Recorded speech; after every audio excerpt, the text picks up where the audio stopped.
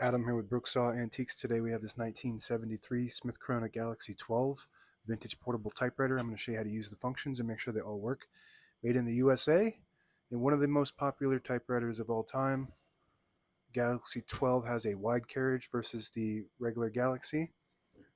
I believe it's about 11.5 inches of writing space, 11 and 3/4 or so, but the 12 is a 12-inch carriage clearance there. Up top is the adjustable paper guide. This helps you guide the page in straight. I'm going to line that up with the edge of the platen, which is the main roller that you type on and feeds the paper. This is the left margin. I'm going to set that on 0 and the right one around 75 to 80. And this is the paper support arm that flips up from the back. This is the paper bail that sits on top. It's got 2 adjustable rollers.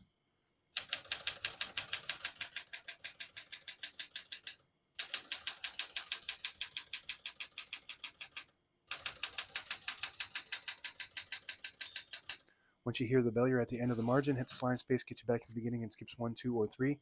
Right now we have it on single, but if you want double, just flip that switch back 1 notch. It skips 2. 1 more, it skips 3. I'm going to keep that on single for now and finish typing. As you can see, all the keys type nice and none of them skip or stick. I'll type a sentence in red on the next line and switch from black to red. There's a switch on the right side. Flip that down to the red indicator. It prints the bottom portion of the ribbon, which is red. When you have it in the middle, it doesn't print any ink at all. It just leaves a stencil for copying purposes. When you have it up top, it prints the top portion of the ribbon, which is black. We're going to move that down for red.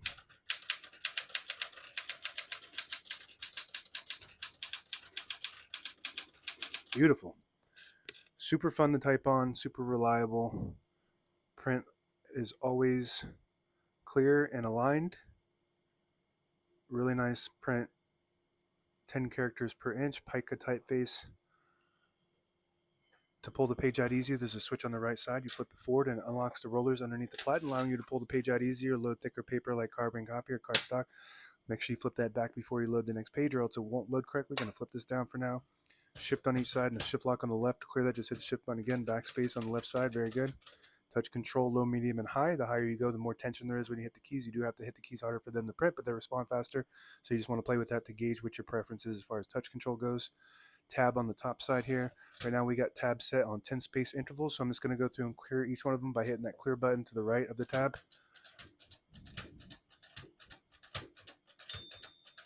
So now we shouldn't have any tabs, but I always like to set one somewhere in the middle so that way when you hit the tab button, it doesn't go slamming all the way to the end, causing wear and tear on your typewriter.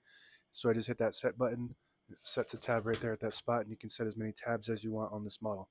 So there's a few cool functions on this specific model. It's got 2 changeable keys. These little keys pop off and you can change it. Most typewriters did not traditionally come with a 1 key or an exclamation point. So this is kind of a custom key. The traditional 1 key is the lowercase l and the exclamation point is the shift 8, which is the apostrophe, backspace, and then period. So this has 2 changeables. One is the plus and equals, one is the 1 and exclamation point, and it comes in a kit with the slug that just tilt it and pop it off, and the cap. And you can still find those on eBay if you want special characters. These are what it used to come with, I believe. From the factory would be these 2 characters. Okay. Another cool function is the key down. If you have 2 keys stuck or a key stuck, you can just press this down button and it pulls those keys down without having to go in there and get ink on your fingers. MR stands for margin release. When you get to the end of the margin, there's a mechanism that blocks you from printing. Hit that MR button. It does allow you to get past that and type all the way to the end. We're going to put the color back on black. And another cool function is the power space. Surprisingly, this is really popular. Oops. There we go. Newer typewriters came with that on different brands, but at this time, I think the Smith-Corona Galaxie series was the only typewriter to have that.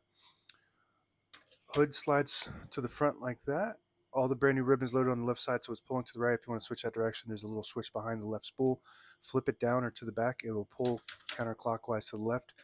Flip it up or to the front, it'll pull clockwise to the right, and that's the direction we want it to go. It does have an automatic reverse when you're typing and get to the end of one side. There's a little eyelet at the end of the ribbon, which is a little metal piece. It will catch on this on either side and then swap the direction back to that side over and over until the end of time or until the ribbon goes dry, whichever comes first. And if you don't have eyelets, just tie a knot around 10 inches before the end of the ribbon and it should catch it. Carriage releases, one of the things that I don't particularly like about this model, it does have good leverage and comfort, but it breaks off because these are made out of hard plastic and they're getting old and they don't make them anymore. So it might be hard to find these, but I do sell these 3D printed in my shop. I do have a 3D printed one on that side. I'll show you when I swap the sides. This one's the original. This is your carriage lock. It will, when you lift it up, where my thumb is here in front of the knob, it releases the carriage and locks it in the middle. So when you have it in the case, it protects the internal components. And this is, I 3D print the knob too as well on the right side. If this breaks off, this is hard plastic. So if you need a knob or a carriage release lever, check out my shop, Brooksaw Antiques, on eBay. This is a 3D printed one, so as you can see, you can't even really tell unless you look directly at it that it's 3D printed. Nice design. Fits right on there, nice and snug. And I haven't had one of these break, so that might be last you forever. If you push the button at the end of the left knob, it disables the spacing so you can get to an exact spot on the page. You let it go, you get the clicks. Each one of those clicks is one space. And the same concept with this lever on the inside here. Flip that down, it disables the spacing. You flip it up, you get the clicks. And you want to be careful when you're using that, excuse me, because once you do that, you'll lose your line that you were typing on. So usually for documents, they use that. And on the inside of the left side of the platen is the page gauge. You want to set it right there. There's a little notch below the 11 when you load the page, and as you're feeding it through, it starts to warn you when you're getting close to the end of the bottom. That's 2 inches, 1.5, 1 inch, and that's it. Now available on eBay or Etsy. Search Brooksaw Antiques.